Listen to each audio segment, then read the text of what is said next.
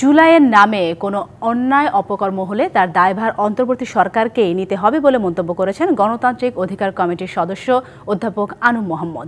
সন্ধ্যায় ঢাকা বিশ্ববিদ্যালয়ের রাজু ভাস্কর্যের পাদদেশে সমাজতান্ত্রিক ছাত্র ফ্রন্টের ব্যানারে আয়োজিত জুলাই জাগরণী অনুষ্ঠানে প্রধান অতিথির বক্তব্যে তিনি এই মন্তব্য করেন। আনুম মোহাম্মদ বলেন, স্বৈরাচার বিদায় হয়েছে, কিন্তু যে আকাঙ্ক্ষা নিয়ে জুলাই গণ অভ্যুত্থান হয়েছে তা আজও পূর্ণ হয়নি। দেশ জুড়ে শেখ হাসিনার আমলে যে অন্যায়, নির্যাতন, নিপীড়ন চলেছে, এখনও একই কায়দায় সেই নির্যাতন, নিপীড়ন চলছে, যা জুলাই শহীদ ও তাদের স্বজনদের হতাশ করেছে।